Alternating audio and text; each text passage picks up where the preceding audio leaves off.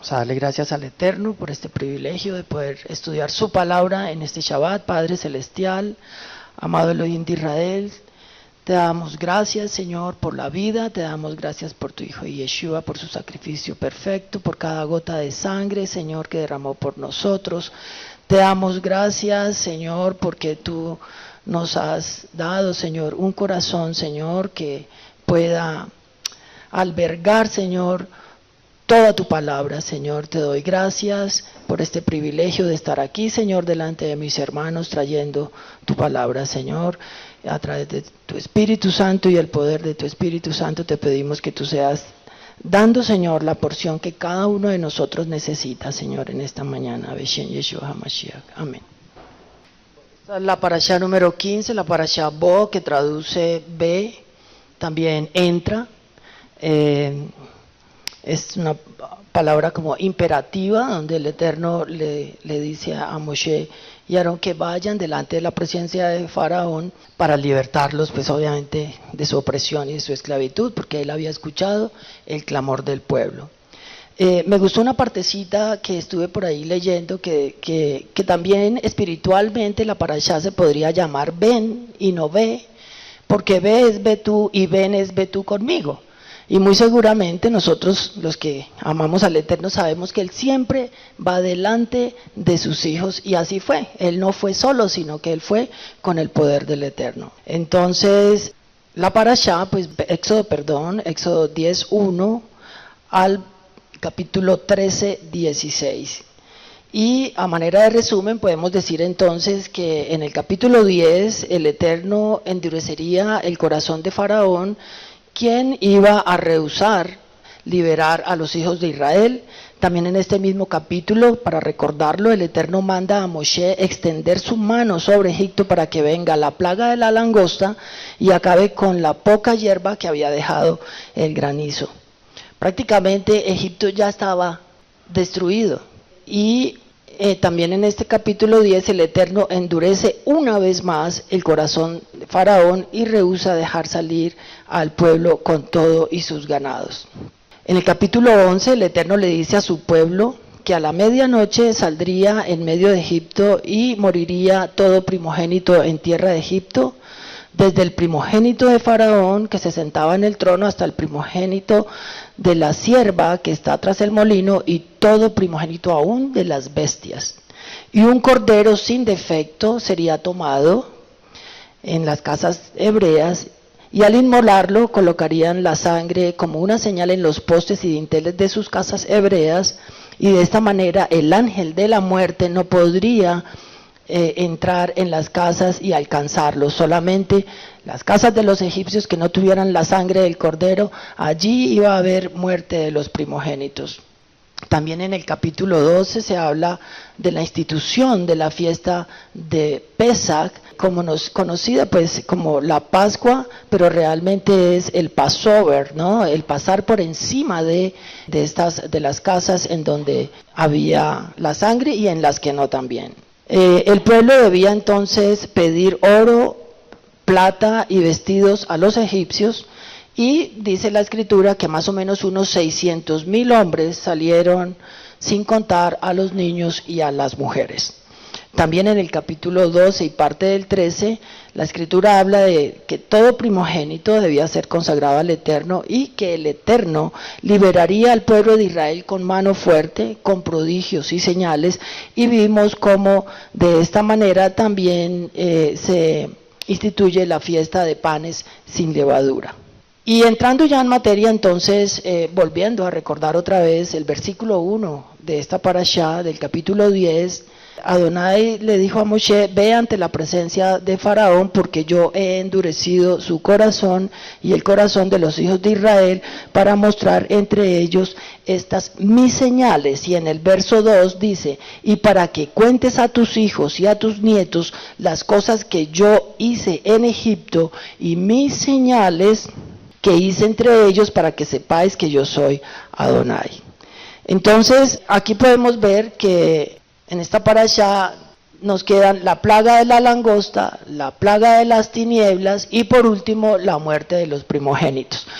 Entonces ya vemos que 7 plagas antes de estas ya Faraón siempre había, cada vez, dice la Escritura, endurecía más su corazón. Y también estudiando vemos que aunque el Eterno quería endurecer el corazón de Faraón, porque dice yo he endurecido con un propósito, también el endurecimiento del corazón del Faraón es producto de su terquedad y de su egoísmo. Entonces, en el verso 2 también me gusta mucho que dice, para que cuentes, o sea, ¿para qué el Eterno endureció el corazón de Faraón? Porque si el Eterno hubiese querido que el pueblo saliera rapidito, él puede exterminar al pueblo de Egipto, o puede incluso hacer que a Faraón le dé un infarto, qué sé yo, ¿cierto? Pero él tenía un propósito con esto, él tenía un propósito, y acá en el verso 2 nos abre un poco ese propósito, dice, y para que cuentes a tus hijos y a tus nietos las cosas que yo hice en Egipto. Y cuando hablamos de hijos y de nietos, hablamos de una descendencia santa. Yo estuve en estos días leyendo las Escrituras y en Malaquías el Eterno hablaba de que si yo deseo una descendencia santa, pues el primero que tiene que ser santo soy yo. Yo no puedo pretender que mis hijos y los nietos y los hijos de mis hijos sean santos si yo no he procurado esa descendencia santa. Entonces, realmente, pues esta situación era una manifestación plena de la voluntad del Eterno, de una redención a su pueblo de manera física, palpable, real, ¿no? Para que sepamos quién es Él, quién es el Elohim de Israel. Entonces, esta es una manifestación plena de la voluntad del Eterno de una redención a su pueblo que estuvo sometido por más de 400 años a la esclavitud. De tal manera que Faraón endureció su corazón, y en la Escritura hemos leído que cuando Moshe y Aarón iban a decirle, deja ir a mi pueblo para servirle a mi Elohim o al Elohim de Israel, ¿qué decía Faraón? En varias ocasiones dijo, ¿quién es el Eterno para que yo obedezca su voz? No conozco al Eterno, ni tampoco dejaré ir a Israel. Entonces él era enfático de que no reconocía quién era el Elohim de Israel. Y pues sí, si no lo conocía, como ¿por qué lo tiene que dejar ir, no? Si estaban allí en esclavitud. Quiero leer Shemot en el capítulo 4, que es un poquito antes de esta parashá, pero lo voy a traer como para entrar más en contexto. Y en el verso 21 de Shemot 4, dice la Escritura, y dijo Adonai a Moshe, cuando hayas vuelto a Egipto, mira que hagas delante de Faraón todas las maravillas que he puesto en tu mano. Pero yo endureceré su corazón de modo que no dejará ir al pueblo. O sea que Moshe ya estaba adiestrado, él ya estaba advertido que la cosa no iba a ser tan fácil, ¿cierto? Para hacer una manifestación milagrosa de su poder, el Eterno entonces endurecería el corazón de Faraón y sacará al pueblo con prodigios y señales y mano fuerte.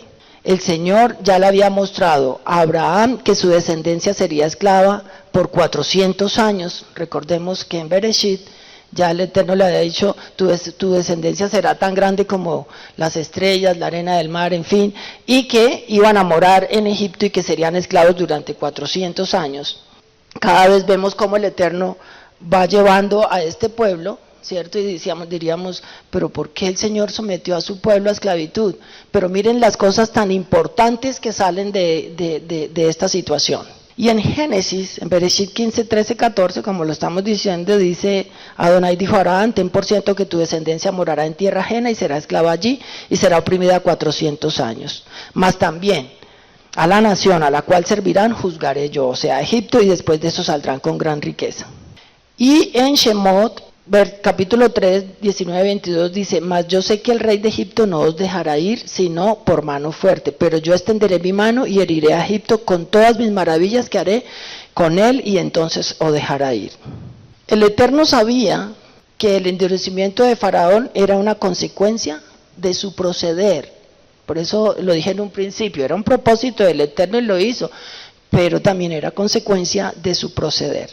En Shemot, en Éxodo 7, versos 3 y 4, dice: y yo endureceré el corazón de Faraón y multiplicaré en la tierra de Egipto mis señales y mis maravillas. Y Faraón no os oirá, mas yo pondré mi mano sobre Egipto y sacaré a mis ejércitos, mi pueblo, los hijos de Israel, de la tierra de Egipto con grandes juicios.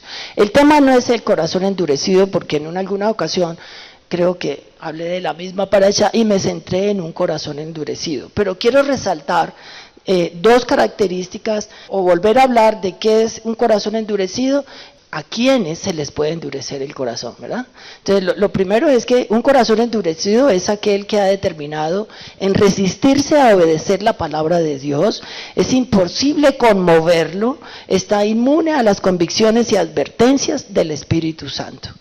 Y lo otro es que nos preguntemos si solamente el corazón se le puede endurecer a una persona no creyente o a una que sea creyente, ¿cierto?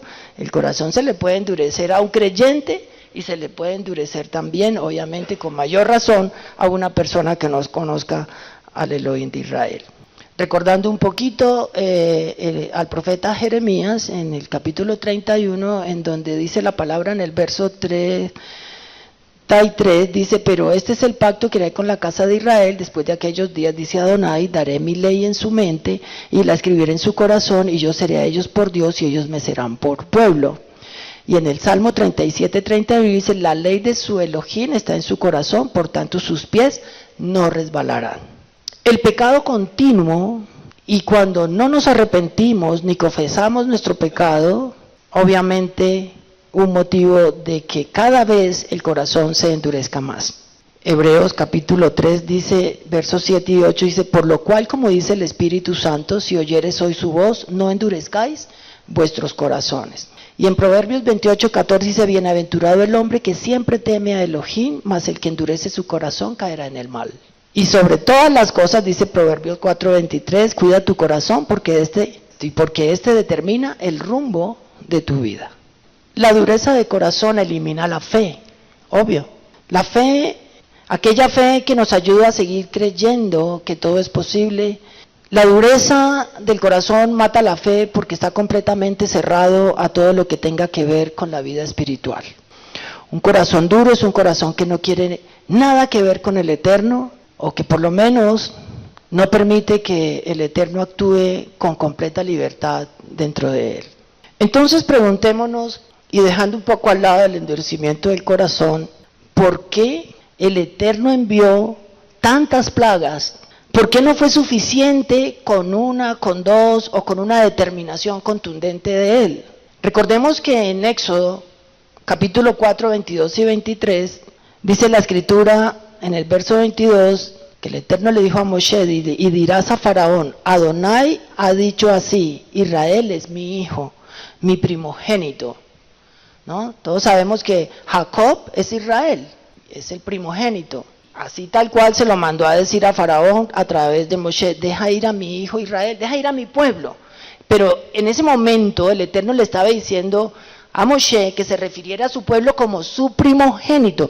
Habló como uno, como un ejad, no dijo deja ir a todo mi pueblo, ¿no? Y le dio la importancia de que era su primogénito. Y en el verso 23 dice: ya te he dicho que dejes ir a mi hijo, para que me sirva, mas no has querido dejarlo ir. He aquí que yo voy a matar tu hijo, tu primogénito. Aún con las plagas, Faraón no los dejaría ir y los perseguiría incluso hasta el mar. Faraón no se rinde ni siquiera con la muerte de los primogénitos, ya con la última plaga, que diría uno, no. Elohim allí muestra ¿qué? Muestra su poder. Con todo este trayecto de todas las plagas y de todo lo que sucedió allí, el Eterno estaba mostrando su poder. Aún después de todo este poder mostrado por el Eterno, Faraón sale y los persigue todavía. O sea, es que de verdad que la maldad no tiene límite, como nosotros lo podemos entender. Como dice el Nuevo Pacto, aquí haciendo un paréntesis, ¿cuándo vuelve el Mesías? Dice que cuando la maldad llegue a su límite. Y realmente Faraón personifica el mal en todas sus expresiones. Realmente es una muestra viva de lo que puede ser Satanás, delante de la presencia de Dios. Entonces, no siendo suficiente con las 10 plagas, incluida la muerte de los primogénitos, todavía va y los persigue hasta adentrarse al mar con sus ejércitos, y este pueblo en manos del Eterno, pues que solo dependían de él, los destruye allí a los egipcios, a Faraón y a su ejército dentro del mar. La última plaga entonces nos enseña mucho, demasiado. La muerte de un hijo, lo más preciado, el sucesor, el heredero, su mayor tesoro que puede tener un padre, y con todo esto la ira de Faraón no menguó, y se pregunta, después de que ya habían salido, dijo, pero ¿cómo es que los dejamos ir y salen corriendo detrás de ellos? Es que de verdad uno se pregunta que además de la terquedad de este hombre, lo que Dios hizo y de endurecer su corazón, dice uno, Padre, tú de verdad querías mostrar tu poder y tus prodigios.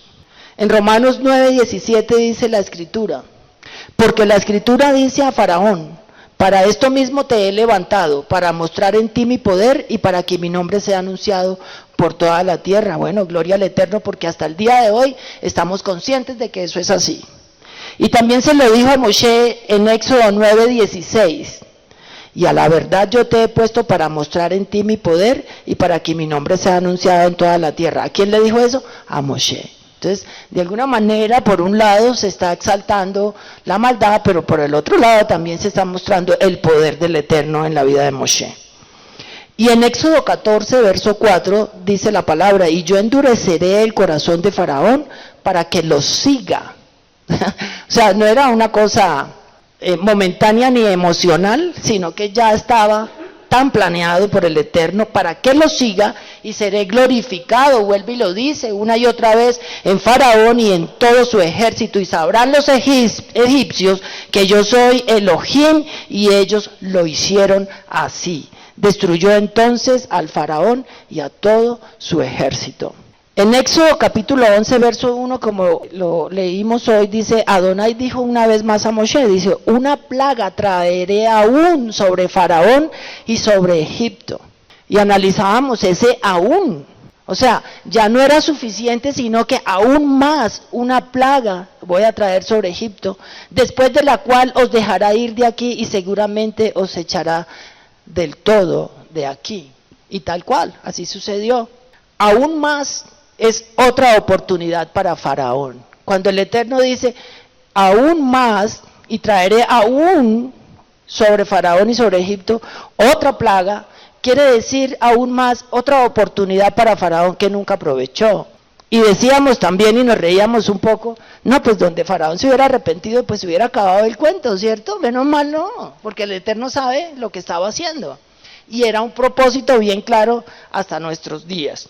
Faraón entonces es la personificación de Hasatán, y en el Eterno podemos ver su poder, el poder sobre el enemigo, el poder de Elohim, que venció a Faraón allá en ese tiempo, en ese momento, y ese poder que nosotros, los hijos de Elohim, tenemos dentro de nosotros, ese que venció a Satanás y sus huestes, ese poder vive en nuestras vidas, está dentro de nosotros. O sea, es el poder del Ruach HaKodesh, el poder del Espíritu Santo. Ese es el poder que nosotros debemos ejecutar basados en lo que estamos aprendiendo hoy, amén.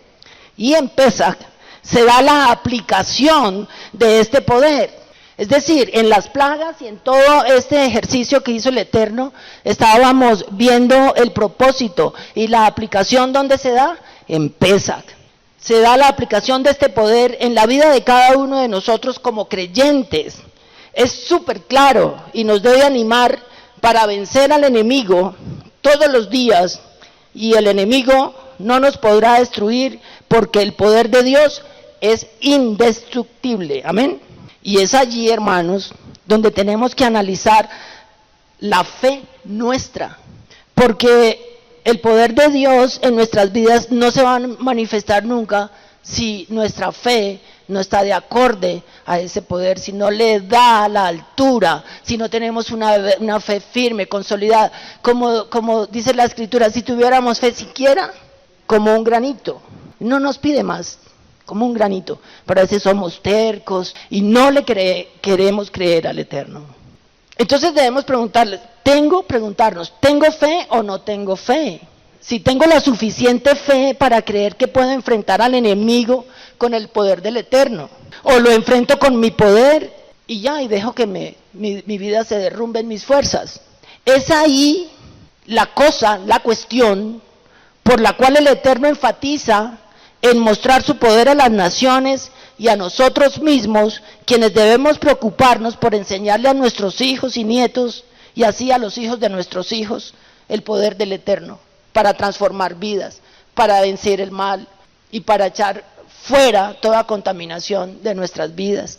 Entonces hay un poder en mí que me hace más vencedor, que no soy yo, que no es en mis fuerzas, y a veces nosotros nos amedrentamos, nos asustamos, temblamos por cosas que suceden a nuestro alrededor.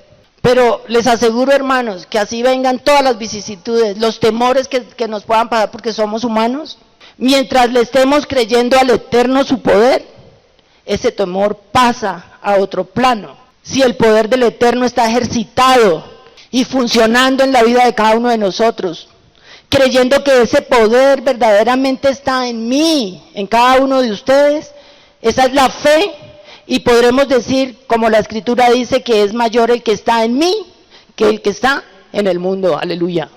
Y es en ese poder en el que creemos nosotros que se desarrolla la fe.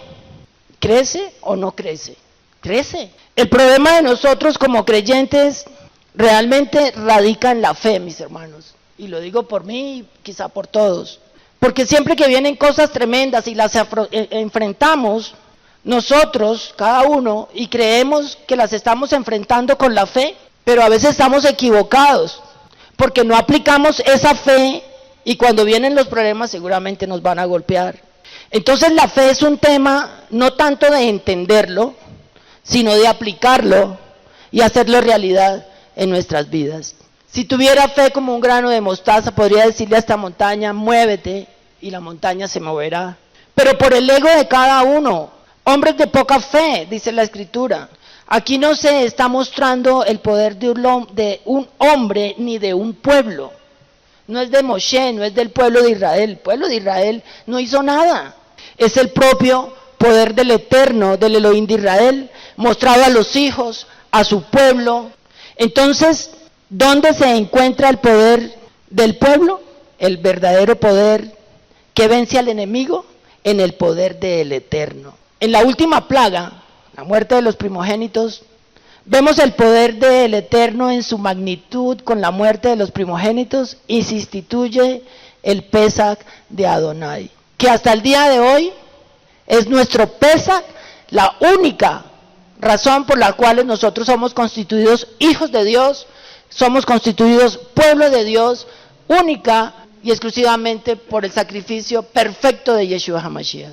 Entonces, hermanos, nosotros, cada uno de nosotros tiene un poder que viene del Eterno para vencer el mal por medio de la fe y el poder del Espíritu Santo y la sangre de Yeshua HaMashiach en nuestros corazones. Amén.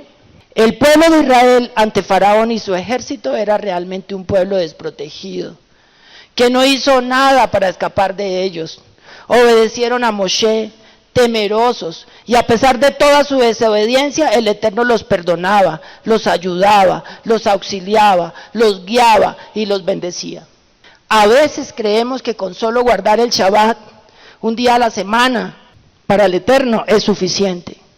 Solo con un día y ya nos desesperamos porque tenemos tantas cosas otras en que pensar. Pero eso sí, nosotros todo el tiempo estamos, Señor, dame esto, Señor, ayúdame en aquello. Señor, pide y pide y pide. ¿Está mal pedir? No está mal pedir, Él nos dice. Pero el Shabbat, ¿para qué es? ¿Para pedir o para darle la honra y la gloria al Señor? Para ser agradecidos, ¿verdad? ¿Tenemos motivos de agradecimiento? Amén. Y mirando el capítulo 12, que habla sobre el Pesach de Adonai, nos damos cuenta que la plaga de las tinieblas, la muerte de los primogénitos y el Pesach de Adonai están íntimamente ligados, porque esa noche sucedió todo. Esa noche habían tinieblas, ¿no? Pero en la casa de los hebreos había luz. Esa noche murieron los primogénitos. Esa fue esa misma noche. Y esa misma noche el Señor sacó al pueblo con brazo extendido, dice, porque esa noche se sacrificó el Pesach de Adonai, que era el Cordero. Entonces es una noche muy, muy importante. Podemos ver muchas cosas. El ángel de la muerte pasó por encima de las casas que tenían la sangre del Cordero. Y esas casas estaban con luz. Nunca podrá haber luz en donde Yeshua HaMashiach no esté en el corazón de una persona. No podrá haber luz, no podrá haber dentro luz de esa persona. Por eso nosotros le pedimos, cuando el Señor nos bendice, dice que irradiemos, ¿cierto?, la luz de su rostro, dice la bendición arónica. Y la sangre os será por señal en las casas donde vosotros estéis, y veré la sangre y pasaré de vosotros, y no habrá en vosotros plaga de mortandad cuando hiera la tierra de Egipto. Entonces vimos cómo se constituye aquí la fiesta de Pesach y de panes sin levadura. Se junta la plaga de las tinieblas con la muerte del primogénito y Pesach. Como el amor de Dios es tan grande y Él no quiere que nadie se pierda, ¿verdad?, sino que todos acudan al arrepentimiento. Y Dios no cambia, porque lo que pasó en Egipto sigue pasando hoy en día. También tuvo misericordia de muchos egipcios que dieron honra a su nombre, que creyeron en el Elohim de Israel. Incluso el Eterno tuvo presente a los mismos egipcios que de alguna forma reconocieron al Elohim de Israel. En la plaga de las úlceras, en Éxodo 9:20 dice, de los siervos de Faraón, el que tuvo temor de la palabra de Adonai, hizo huir sus criados y sus ganados a casa. Y en el 21 dice, mas el que no puso su corazón en la palabra de Adonai, dejó sus criados y sus ganados en el campo, y la úlcera los mató. Entonces sí estamos viendo acá en Éxodo 9, cómo el Eterno también bendijo a los siervos de Faraón, o sea, a los egipcios que le estaban dando honra y gloria a su nombre. Después de todos estos milagros, muchos egipcios sorprendidos seguían a los hebreos. A pesar de que el pueblo hebreo estuvo en esclavitud durante 400 años, siempre permanecieron juntos, eso es importante, unidos y bien organizados en medio de un Egipto superpoderoso e incrédulo, y aparentemente se veía como un pueblo débil y perdidos en medio de Egipto, pero no, realmente no estaban perdidos. El Eterno siempre cuidó de ellos, los mantuvo juntos, tanto que los mismos egipcios comenzaron a sentir temor de los hebreos, porque decían, han crecido mucho y qué tal se unan a nuestros enemigos y también nos exterminen a nosotros. O sea que de alguna manera vimos como siempre la mano del Eterno estuvo con ellos. Entonces podemos decir que no era un pueblo que anduviera solo, tenían su Elohim. Y nosotros, para participar de este pueblo, ¿qué tenemos que hacer? ¿O qué tuvimos que hacer? Tuvimos que ser injertados a través de Yeshua HaMashiach. Por eso el Eterno siempre está con nosotros, porque el Eterno nunca ha dejado, ni dejará, ni desechará a Israel, porque Él no miente. Entonces, mientras en Egipto había tinieblas, en las casas hebreas había luz. Y es así como nosotros, como verdaderos hijos de Elohim, debemos tener esa luz interior. Siempre seremos luz si tenemos la luz divina y creamos en su palabra, siempre tendremos luz. Yeshua nos dijo, yo soy la luz del mundo, pero ustedes también lo son. Amén. El Eterno nos enseña la distinción entre la luz y las tinieblas. Entonces, podríamos decir que a quienes hemos sido apartados para Dios, que realmente es lo que traduce Kadosh, Kadoshim, que nos lo enseñan como santos, pero nosotros sabemos que santo también es pío, puro, bueno, ¿cierto? Pero realmente en el original hebreo Kadosh es apartado para Elohim. Entonces, a quienes hemos sido apartados para Elohim, a los que nos llamamos Kadoshim, a los que nos llamamos santos, a nosotros los que hemos nacido de nuevo. Amén. Pero ¿qué pasó con Israel? Recordemos que habían 12 tribus, pero ¿quiénes quedaron al sur? Solo Judá, Leví, una tribu y media, y todas las demás tribus, ¿qué pasó? ¿Se asimilaron? Esa es la palabra más fácil para decir, se rebelaron. Fueron unos desagradecidos con el Eterno. Lo digo porque es que el Eterno a nosotros nos da el título de ser sus hijos, pero no nos obliga a ser sus hijos. Y ellos no, el Eterno no los obligó, pero tuvieron una paga. Se rebelaron. El Eterno no nos coge a nosotros, tú eres mi hijo si aceptas a Yeshua, pero cuidado, reniegas.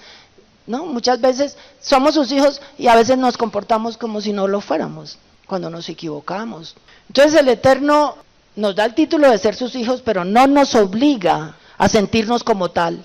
Él, que se quiere revelar y apartar de sus bendiciones, tiene libre albedrío. Israel es una nación, pero el verdadero pueblo de Dios es el que lo ama, sino lo honra. Entonces nosotros que amamos al Eterno somos de su pueblo, y el Eterno no obliga a nadie ni forza a nadie. Voluntariamente yo debo elegir la salvación con libertad. Por eso nada endurece más el corazón que un pecado no confesado y un corazón no arrepentido, es decir, la práctica del pecado. El Eterno endurecería el corazón de Faraón y no los dejaría salir. El Eterno escuchó el clamor de su pueblo. Faraón no los dejó salir. ¿Qué hace entonces el Eterno? Lo mandó a negociar, pero no logró nada. Entonces, ¿quién fue el que actuó? El mismo Eterno. El mismo Eterno los enfrenta. Y así es el pecado. En nuestras fuerzas nosotros no podemos. Tenemos que decirle, Señor, ven con tu poder, con tu Santo Espíritu. Guíame, transfórmame, ayúdame con esto. Sácalo de mi vida. Pero es una decisión voluntaria, propia. Entonces, el pecado hay que enfrentarlo. Siempre, ve, hazlo, enfréntalo. Entra a la presencia de Dios, ¿no? Y destruye a Satanás. Así es como el Eterno nos manda. Ven, yo voy contigo. En Hebreos 3, verso 10 dice, por lo cual, como dice el Espíritu Santo, si oyeres hoy su voz, no endurezcáis vuestros corazones como en la provocación en el día de la tentación en el desierto. Y la tristeza de eso es que no entraron en el reposo. Es el poder de Dios en la vida de nosotros. La fe para vencer el mal. La fe es lo que nos alimenta y nos hace diferentes del no creyente, que tenemos fe, que creemos en el Eterno, que obramos conforme a la palabra de Dios, que imitamos a Yeshua HaMashiach, que somos los seguidores de Yeshua. Ya para terminar, pues recordarles que Satanás es el engañador por excelencia. De él siempre vamos a escuchar tranquilo, eso no pasa nada, eso no es pecado, siga así. Por eso nosotros y nuestros hijos vemos que la gente del mundo les va también bien, ganan dinero, trabajan, tienen sus propiedades y que entonces nuestros hijos dicen, pero si no pasa nada, a ellos les va bien, trabajan, viajan por todo el mundo, es más, tienen más plata que yo y no son creyentes. Entonces ese Satanás que nos quiere a nosotros engañar y que nos quiere venir por boca de cualquiera a decirnos eso, hermanos, hay engañadores del mundo fuera de nosotros, pero dentro de nosotros dice la Escritura que también hay engañadores. Y en los últimos tiempos tendrán apariencia de piedad. También debes saber esto, que en los postreros días vendrán tiempos peligrosos, porque habrá hombres amadores de sí mismos, avaros, vanagloriosos, soberbios, blasfemos, desobedientes a los padres, ingratos, impíos, sin afecto natural, implacables, calumniadores, intemperantes, crueles, aborrecedores de lo bueno, traidores, impetuosos, infatuosos, amadores de los deleites más que de Dios, que tendrán apariencia de piedad, pero que negarán la eficacia de ella. A estos que evita. Y como conclusión, quiero decir que como hijos del Eterno debemos entender que solo a través de la fe podremos ver el poder sobrenatural de Dios en nuestras vidas, a pesar de las circunstancias que nos rodean, debemos ver la victoria que Dios nos ha prometido. Eso es fe. A través de su Hijo Yeshua HaMashiach, solamente con una relación personal con Yeshua, podemos desarrollar la fe que me permitirá ver las cosas como las ve Dios. Hermanos, la fe es la mente de Dios revelada al hombre para cumplir su propósito aquí en la tierra, y debemos desarrollar esa habilidad para crecer y para creer. Amén. Señor por siempre, su diestra es todo.